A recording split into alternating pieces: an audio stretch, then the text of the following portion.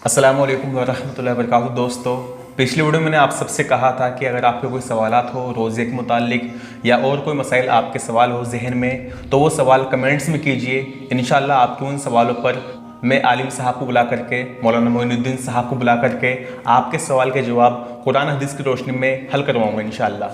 तो बहुत सारे भाई और बहन के सवाल आए, उन्हीं सवालों में से कुछ सवाल लिए जाएंगे इंशाअल्लाह आज। एक भाई ने सवाल किया, भाई जब मैं रास्ते से जाता हूँ सड़क वगैरह से, तो वहाँ पर पोल्यूशन की वजह से, धूल मिट्टी की वजह से मेरा रोज़ा होने के बावजूद वो धूल मिट्टी पोल्यूशन मेरी नाक के ज़रिए अंदर जाता है, तो क्या उससे मेरा रोज़ा टूट जाएगा?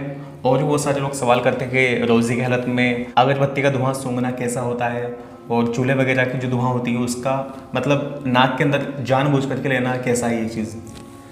आप इसके अंदर ये याद रखिए कि चाहे धुआं हो किसी भी चीज़ का हो, उसके अंदर अगरबत्ती भी आ गई, लोबान भी आ गया, घर के अंदर चूल्हे जलाते हैं वो भी आ गया, गाड़ियों का जो धुआं उड़ता है वो भी आ गया, जितने भी धुआं हैं, अगर इंसान उसको इख्तियारी तौर पर लेता है, यानी जानबूझकर अगर वो उसको मुंह के अंदर लेता है, जैसे गाड़ी वगैरह का तो नहीं लेगा, लेकिन अगरबत्ती वगैरह है कि भाई घर में गए अच्छी खुशबू लगी तो उसने और यूँ सांस भर के और ले लिया, है ना। इसी तरीके से चूल्हा ठोक रहे हैं और उसका जो है मालूम है कि भाई हलक में चला जाएगा, फिर भी वहाँ पर बैठ के उसका ना फूंके दे रहे हैं, और फिर वो इख्तियारी तौर पर अगर हलक में चला जाता है धुआं, तो उससे इंसान का रोज़ा टूट जाएगा।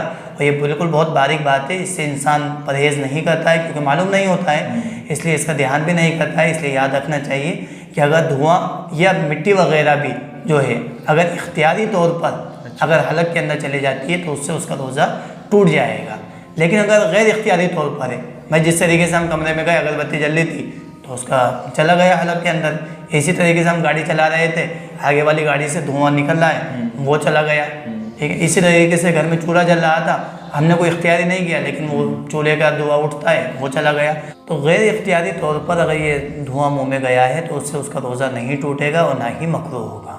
अच्छा, मतलब जानबूझकर किसी ने धुआं नहीं लिया और खुद ब खुद चला गया तो उससे उसका रोज़ा नहीं टूटेगा? नहीं टूटेगा। और जानबूझकर लिया और उससे उसका रोज़ा टूट जाएगा? टूट जाएगा। तो फिर जो उसका रोज़ा टूटा जानबूझ करके, उसका कफ़ारा भी देना पड़ेगा उसको? अगर वो जानबूझकर ये अमल कर रहा है, जिस तरीके से सारी चीज़ों में ये, अगर इंसान जानबूझकर कोई ऐसा अमल करे कि जिससे रोज़ा टूट जाता है तो उसके अंदर क़ज़ा और कफ़ारा दोनों चीज़ें लाजिम होती हैं। बिल्कुल। तो भाई और बहनों, आपको आपके सवाल का जवाब मिल गया होगा शरीयत की रोशनी में। आइंदा भी आप सवाल कर सकते हैं ताकि आपको आपके जवाब मिले और सभी को नफ़ा होगा इंशाअल्लाह इससे।